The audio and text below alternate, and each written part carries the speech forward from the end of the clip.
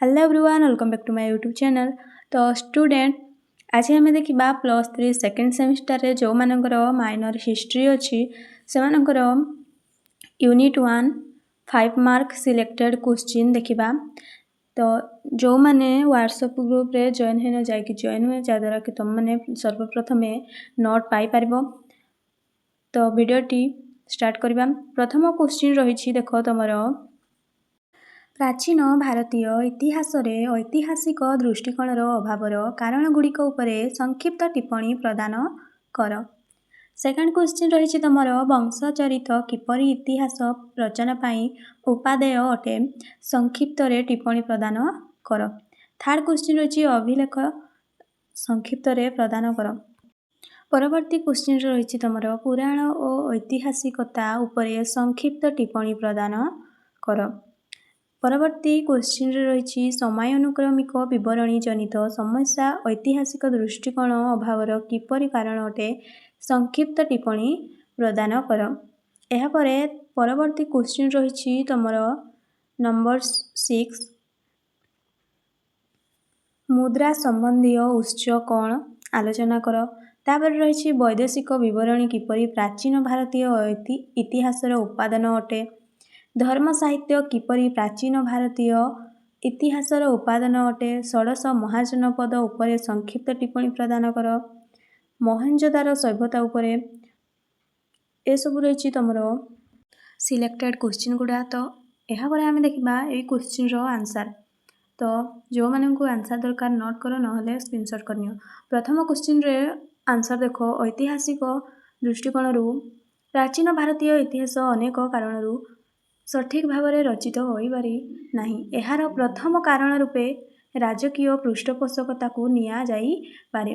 भारतीय विद्वान माने राजकीय पृष्ठपोषकता को लाभ करी सेमानंकर प्रशंसा गान करथिले एवं स्वाधीन भाव में निजस्व प्रतिभा प्रदर्शन करि पारि नथिले।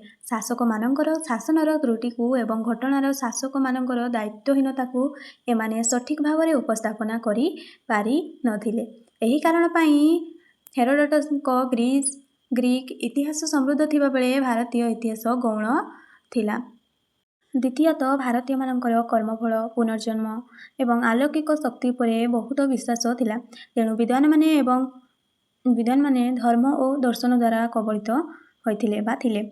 इह जगतर विषयवस्तु परित्याग करी पर जगतर कल्पना सेमाने नियोजित थिले। फल से भाग्यवादी तत्व उपरे विश्वास करथिले। को उपरे ना भाग्यवादी तत्व उपरे। तेणु से सठिक तत्व कथा भूली जाई समय विवरणी को लिपिबद्ध करने कथा चिंता करी पारि नथिले। तृतीयतः भारतीय विद्वान माने समय विवर्तन को काल बा जुग सहित संजोग करथिले। कहा सहित ना काल बा जुग सहित संजोग करथिले। सेमाने सर्वदा परवर्ती जुग को अवनीतर जुग रूपे विवेचना करुथिले एवं एही अवनीतिर धारा कलिजुगरे शेष हेबा बोली ग्रहण करथिले। यह विशेष भाव में ऐतिहासिक तत्वर विरोधाभास थिला। चतुर्थ जीवन प्रति वितृष्णा भाव भारतीय मानकु जागतिक कार्य दूरेई रखी थिला। इह जगतर उत्थान पतन अपेक्षा पर जगतर मैक्य प्रति सेमाने अधिक आकृष्ट थिले। किंतु इह जगतर जीवन मध्य ऐतिहासिक ज्ञान निहाती थिबारु सेमाने एही ज्ञान बा सठिक इतिहास रचना ठारू दूरे थिले। शेषरे भारतीय विद्वान मानक पाखरे संयुक्त अनुसंधान ज्ञानर अभाव रहिथिला। ब्राह्मण हिंदू धर्म बौद्ध धर्म और जैन धर्मर अलौकिक शिक्षा लाभ करने सेमाने संन्यास जीवन को श्रेष्ठ रूपे ग्रहण करी प्रकृत घटनाक्रम ठारू दूरेई जाइथिले। तो तमर परवर्ती क्वेश्चन देखो समयानुक्रमिक विवरणी जनित समस्या ऐतिहासिक दृष्टिकोण अभावर किपरि कारण अटे संक्षिप्त टिप्पणी प्रदान कर। तो ये क्वेश्चन आंसर देख समानुक्रमिक विवरणी जनित समस्या प्राचीन भारतर रचना क्षेत्र में अनेक मात्रा देखा देइथाय।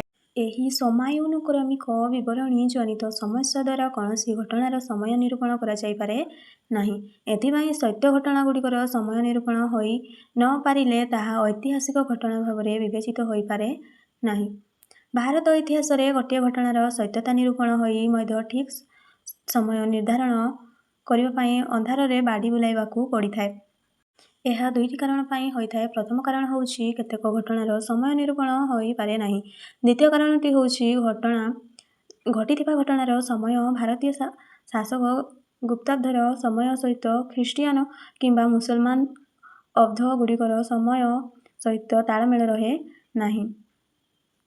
ତ ଷ୍ଟୁଡେଣ୍ଟ କ୍ୱେଶ୍ଚିନ୍ ଗୁଡ଼ାର ଆନ୍ସର୍ ଦେଖ, ଯେହେତୁ ତୁମର ଏକ୍ଜାମ୍ ପାଖେଇ ଆସିଲାଣି ତ ମୁଁ ରିଡ଼ିଂ କରୁନି, କ୍ୱେଶ୍ଚିନ୍ର ଆନ୍ସର୍ ଗୁଡ଼ା ପ୍ରୋଭାଇଡ଼ କରିଦେଉଛି। ଯେଉଁମାନଙ୍କୁ ଦରକାର ସେ ସ୍କ୍ରିନଶଟ୍ କରିନିଅନ୍ତୁ ବା ନୋଟ୍ କରିନିଅନ୍ତୁ।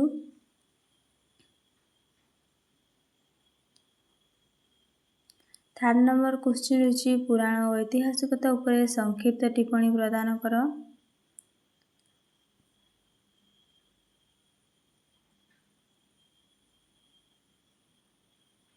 ପରବର୍ତ୍ତୀ କ୍ୱେଶ୍ଚିନ୍ ସେପରି ରହିଛି 4 ନମ୍ବର କ୍ୱେଶ୍ଚିନ୍ ରହିଛି ଆମର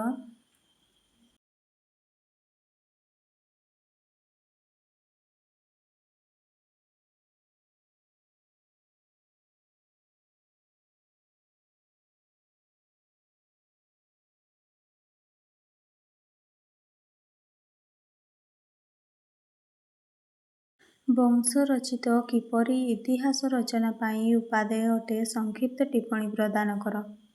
ତ ଏହାର ଆନ୍ସର୍ ଦେଖ,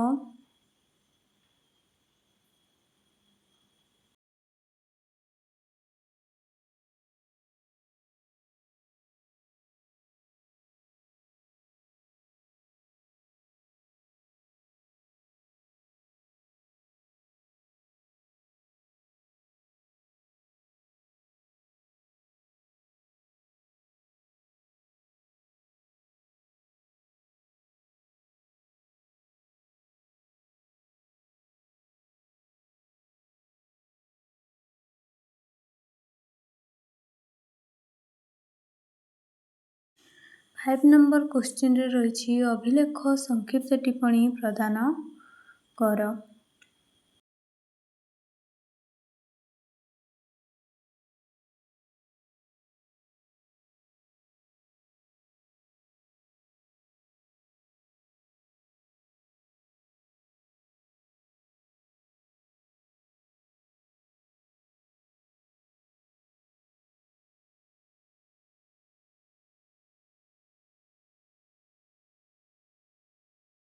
ସେହିପରି 6 ନମ୍ବର କ୍ୱେଶ୍ଚିନ୍ରେ ରହିଛି ମୁଦ୍ରା ସମ୍ବନ୍ଧୀୟ ଉତ୍ସ କ'ଣ, ସେ ବିଷୟରେ ଲେଖ।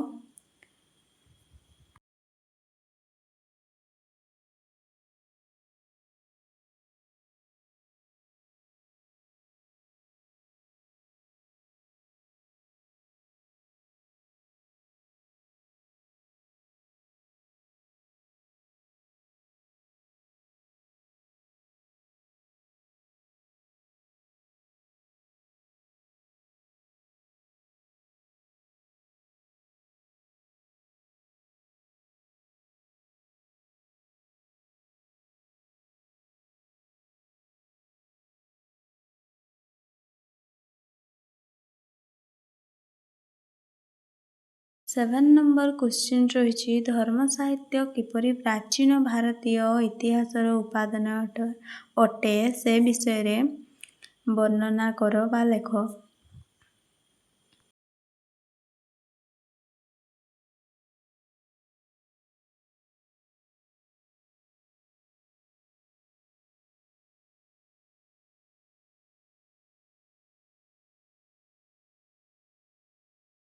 ଏଇଟ୍ ନମ୍ବର କ୍ୱେଶ୍ଚିନ୍ ରହିଛି ବୈଦେଶିକ ବିବରଣୀ କିପରି ପ୍ରାଚୀନ ଭାରତୀୟ ଇତିହାସର ଉପାଦାନ ଅଟେ, ଲେଖ।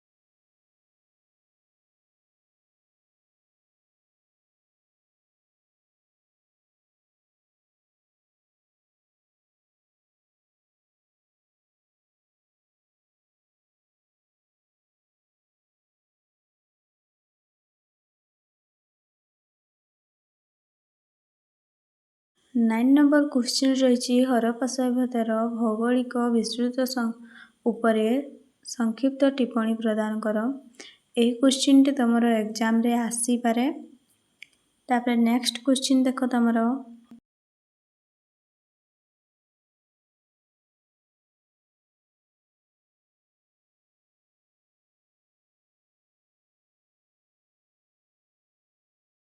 ମହେଞ୍ଜୋଦାରୋ ସଭ୍ୟତା ଉପରେ ସଂକ୍ଷିପ୍ତ ଟିପ୍ପଣୀ ପ୍ରଦାନ କର। ତାପରେ ପରବର୍ତ୍ତୀ କ୍ୱେଶ୍ଚିନ୍ ରହିଛି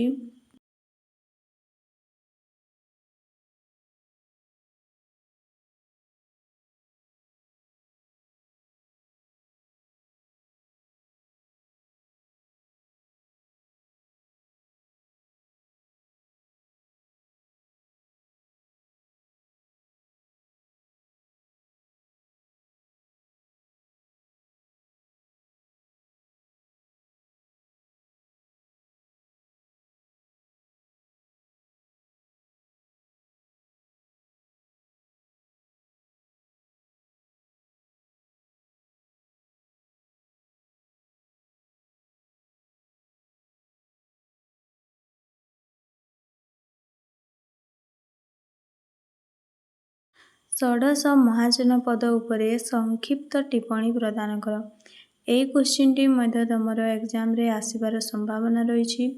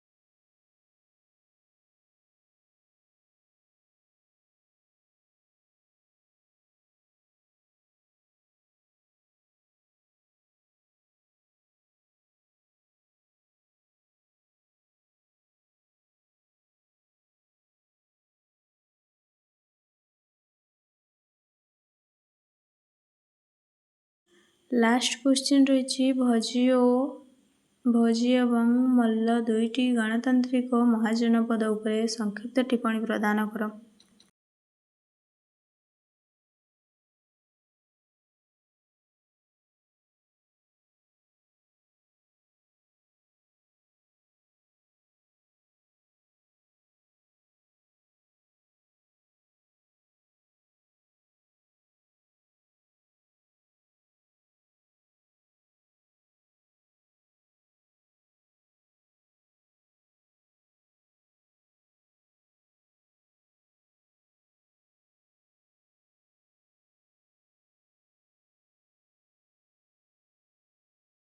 ଯେଉଁ ପିଲାମାନେ ଚ୍ୟାନେଲଟିକୁ ସବସ୍କ୍ରାଇବ୍ କରିନ ଯାଇକି ସବସ୍କ୍ରାଇବ୍ କରିଦେବ ଏବଂ ଭିଡ଼ିଓଟି ଭଲ ଲାଗିଥିଲେ ଲାଇକ୍ କମେଣ୍ଟ ସେୟାର କରିଦେବ।